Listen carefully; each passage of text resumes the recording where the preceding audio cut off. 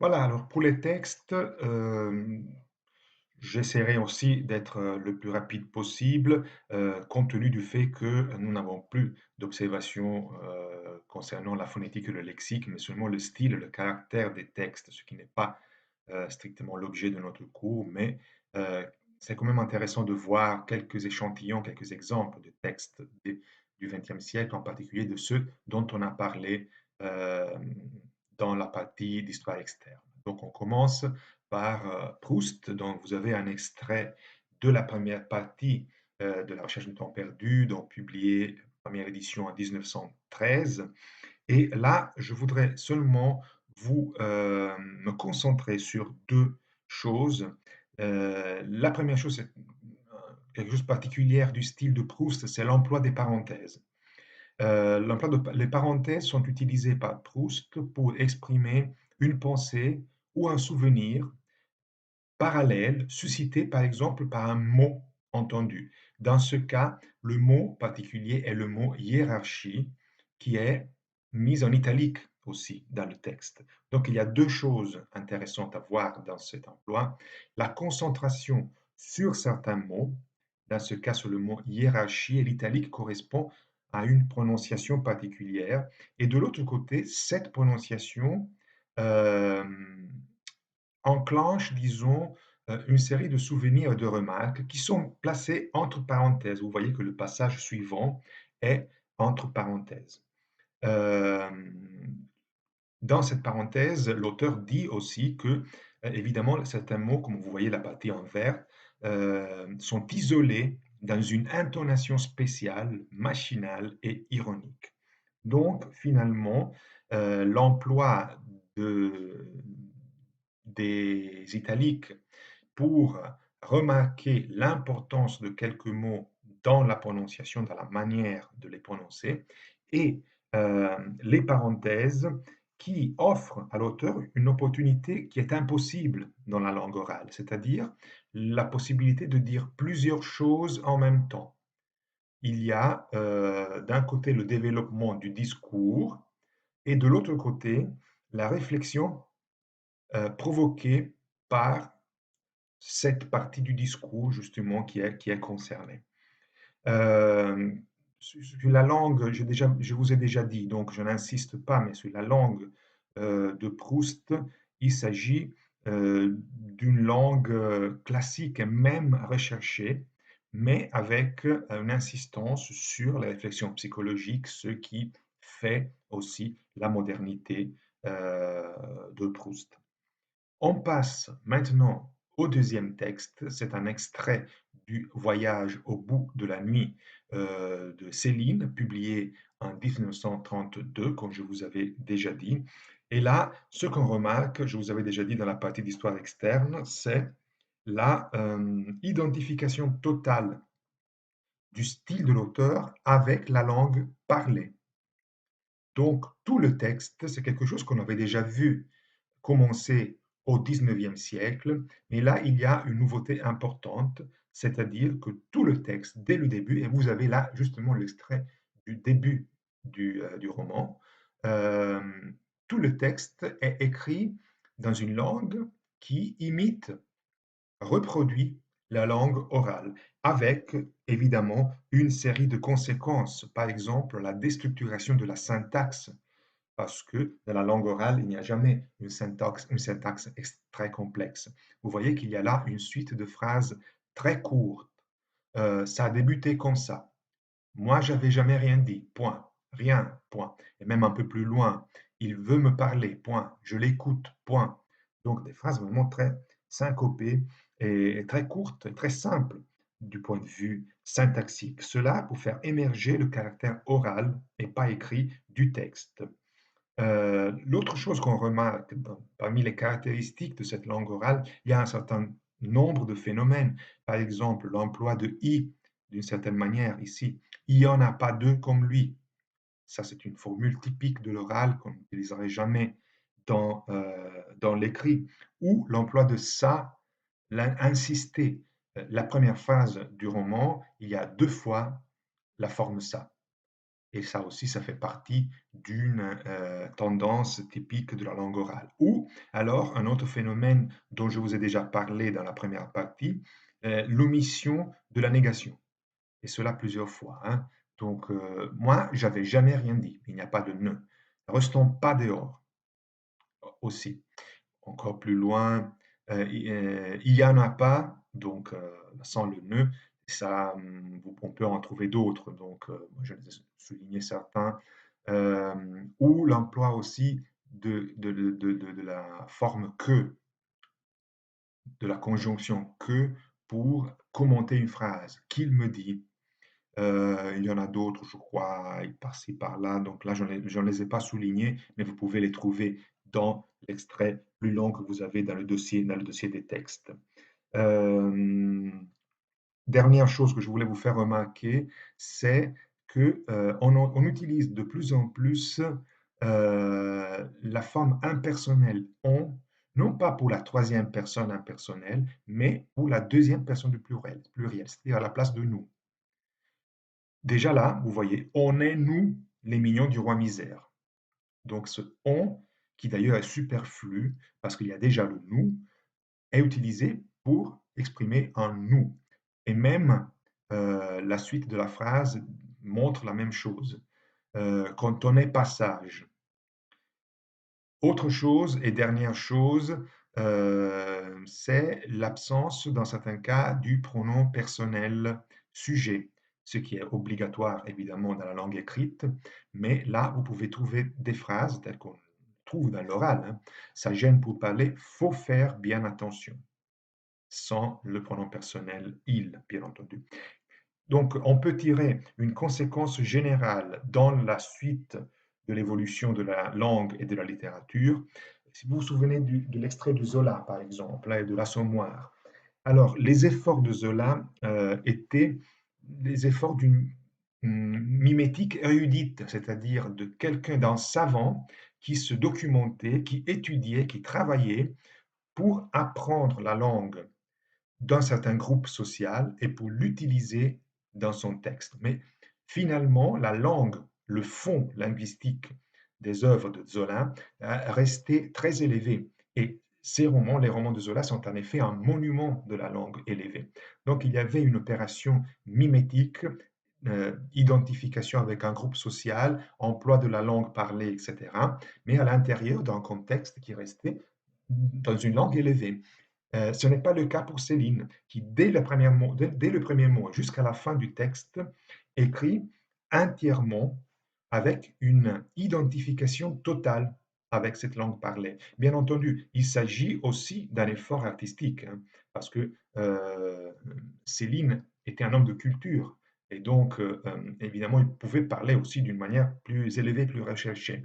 Mais, dans son texte, essaye de s'identifier complètement, et donc il n'y a pas de langue du narrateur différente de la langue des personnages.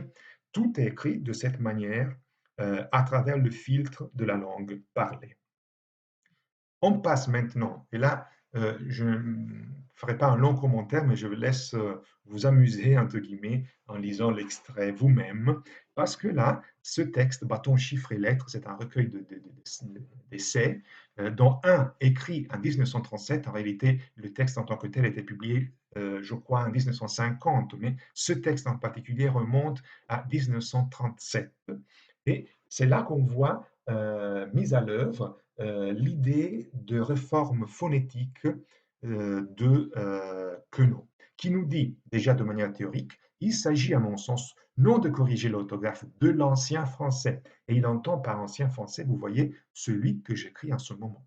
Donc il se pose, il a conscience qu'une réforme de l'orthographe telle qu'il la préconise euh, modifierait de manière radicale la langue française en faisant passer le français qu'on connaît encore aujourd'hui à l'état de l'ancien français. Et dans la deuxième partie, à partir de là, vous voyez, mais alors, qu'est-ce qu'on obtient? Vous avez une tentative d'écriture phonétique, c'est-à-dire d'application de la méthode que Queneau était en train de développer. Toute la deuxième partie de ce texte, de ce passage, est un orthographe phonétique. non seulement, mais il y a 2 étapes différentes.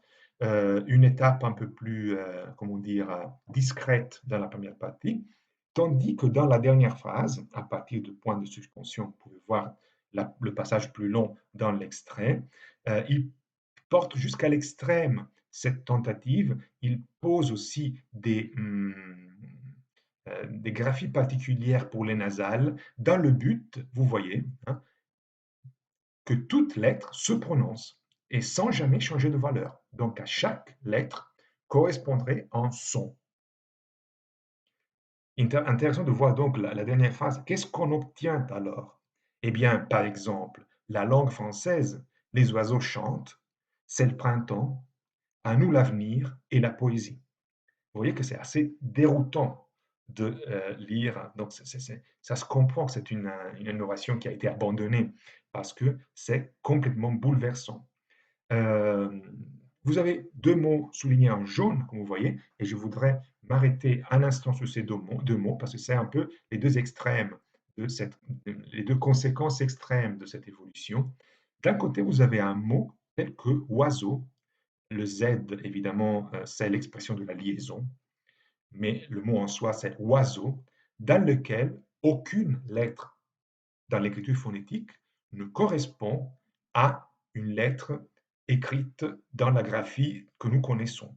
Si vous prenez le mot oiseau comme on l'écrit maintenant, vous pouvez constater qu'aucune des lettres qui composent ce mot en français actuel ne correspond à sa prononciation.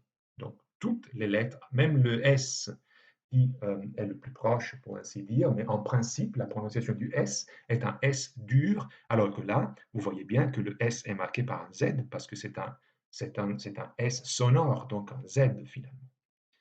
De l'autre côté, le mot alors est un exemple, par contre, d'un mot qui correspond de manière presque parfaite à la prononciation. Dans la graphie correspond parfaitement à la prononciation.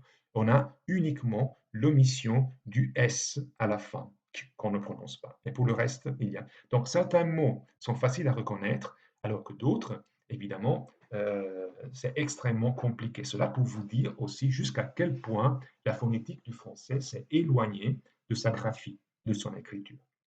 Cela dit, je vous laisse voir l'extrait dans le dossier et je passe à Camus, sur lequel, en fait, je n'ai pas grand-chose à dire. Je vous ai déjà dit pas mal de choses au moment de l'histoire externe. Euh, Est-ce qu'on peut considérer Camus comme un écrivain français ou comme un écrivain algérien? Sans doute, son éducation a été entièrement française. C'est un des problèmes, une des conséquences importantes de la colonisation, que la séparation très nette entre les occupants, entre guillemets, français et les autochtones. Et cela, même si, dans la plupart des cas, euh, les héritiers des premiers colonisateurs vivaient dans une pauvreté presque extrême. La vie de Camus en Algérie a été très pauvre et il a fréquenté le même milieu que les autochtones. Mais le mélange était difficile. Ça, c'était le problème évident de la colonisation. Euh, et le roman de Camus, L'étranger, est vraiment une représentation de cette distance, de cette différence. Le mot même, le titre même, étranger. Le protagoniste est un Français qui vit en Algérie et qui est étranger d'un côté parce que il s'insère difficilement dans le contexte géographique avec la chaleur typique de l'Algérie, vous verrez dans l'extrait, et de l'autre côté parce qu'il n'y a pas de communication linguistique entre les deux groupes, c'est-à-dire entre les Français ou les gens d'origine française et les Arabes autochtones. Et cet extrait est une belle représentation de ces difficultés, une belle représentation tragique, parce qu'évidemment, dans le texte, cela aboutit dans une meurtre. Euh, je vous laisse aussi lire le texte. Là, je me limite à faire un tout simple commentaire sur la syntaxe qui est aussi très simple et assez rompue. Donc, on est très loin de la syntaxe de Proust, évidemment. On n'est pas au niveau de la langue parlée. La langue de Camus est une langue assez très belle, très claire.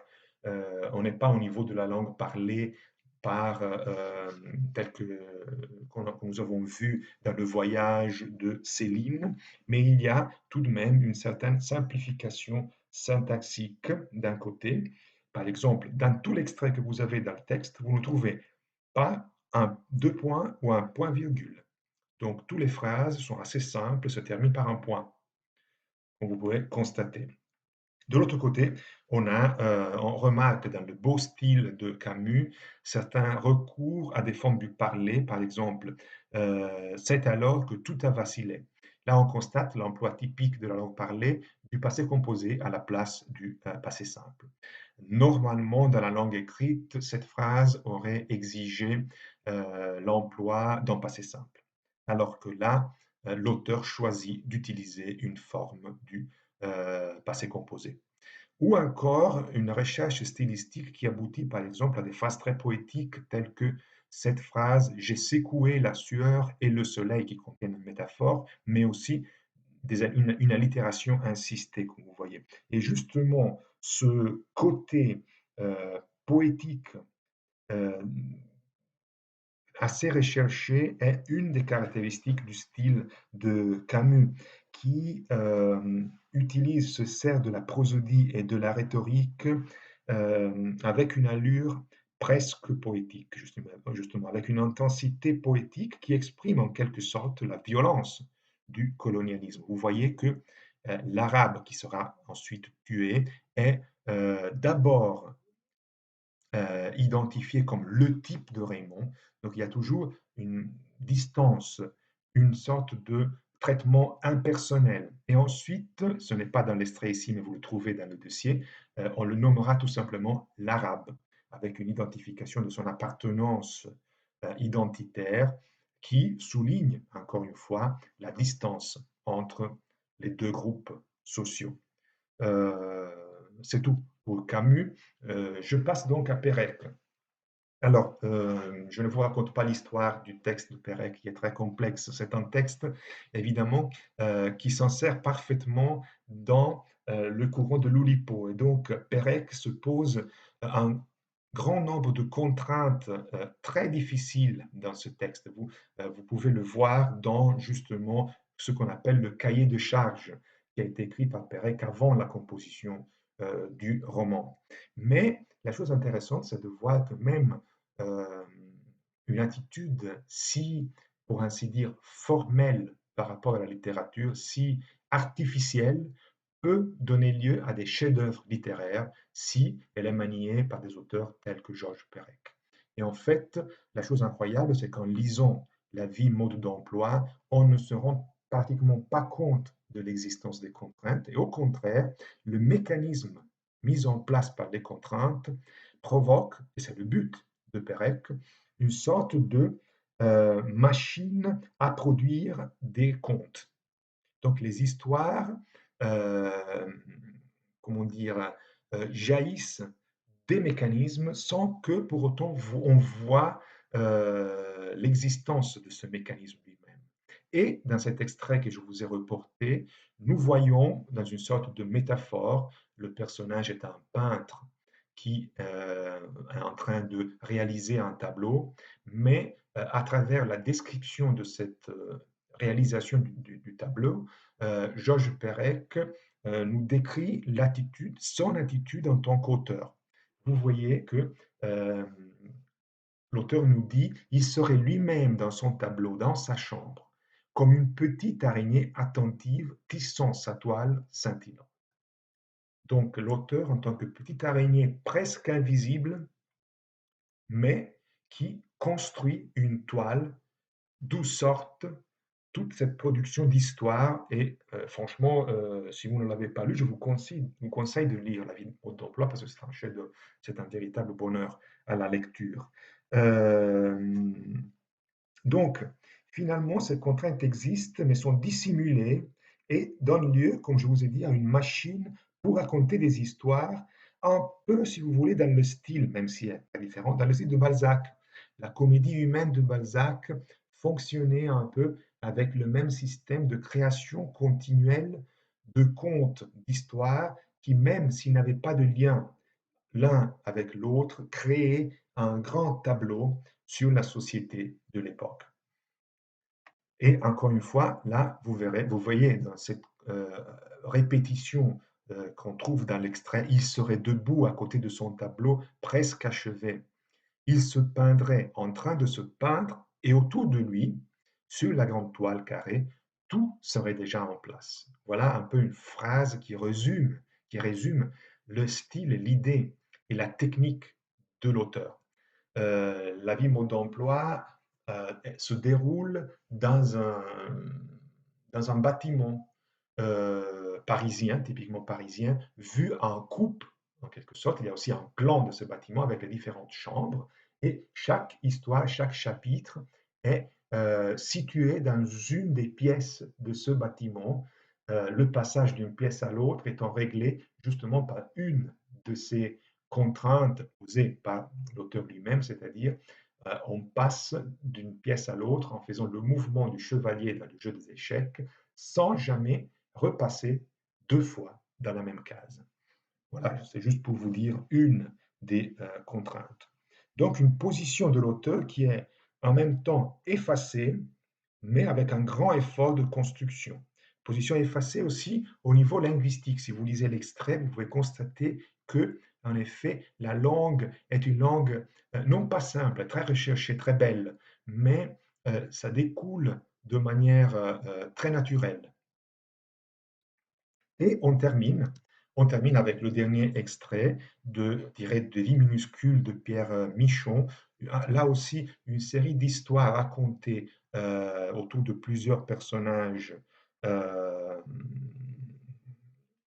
qui composent un tableau, pour ainsi dire, en partie autobiographique de l'auteur. Là aussi, ce qu'on constate chez Michon, c'est un contraste entre la richesse de la syntaxe et du lexique. La langue de l'œuvre de Michon a été publiée, comme vous voyez, 1985. Michon est vivant, donc c'est un auteur contemporain. Pourtant, sa syntaxe et son lexique est très recherché, mais ça contraste avec la pauvreté, la simplicité de la vie des personnages. Donc cette langue classique, riche, précieuse aussi d'une certaine manière, est utilisée de manière ironique et même sarcastique contre le maniérisme littéraire, contre l'idée de maniérisme littéraire. Et il est frappant de voir, par exemple, dans les deux premières histoires que vous n'avez pas dans le dossier, de voir le, comment dire, euh, le lexique recherché pour indiquer des instruments agricoles précis, presque oubliés.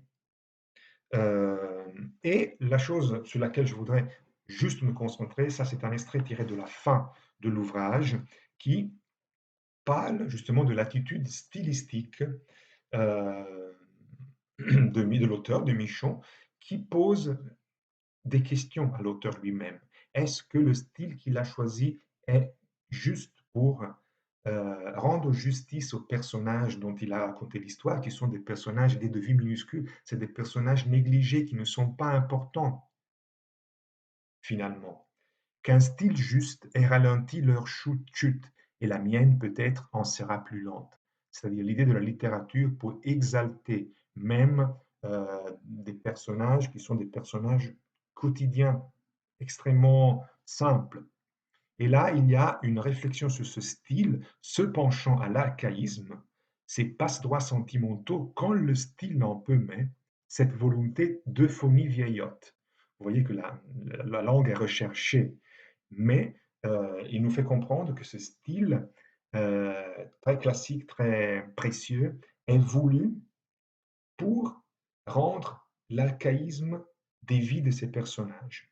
Et l'auteur finit en disant qu'il n'est pas sûr d'avoir réussi dans son entreprise et que peut-être la prochaine fois, il délaisserait cette langue morte. Encore une fois, on a recours à cette réflexion sur la langue morte et sur la langue littéraire qui parfois n'est peut-être pas adéquate, pas adaptée à décrire les personnages dont on parle, et dans laquelle, dans cette langue, finalement, les personnages eux-mêmes ne se reconnaîtraient pas.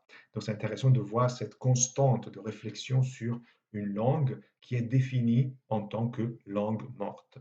Je vous laisse lire le reste de l'extrait et je termine ici. Je m'excuse, j'étais un peu long aujourd'hui, mais on sera plus court lors de la dernière séance la semaine prochaine. En tout cas, le dossier des textes, comme je vous ai déjà dit, est complet. Il n'y a pas d'autres textes à préparer.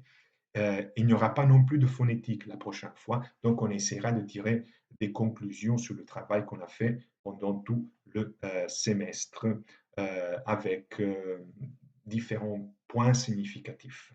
Alors, merci, bonne semaine et bon travail.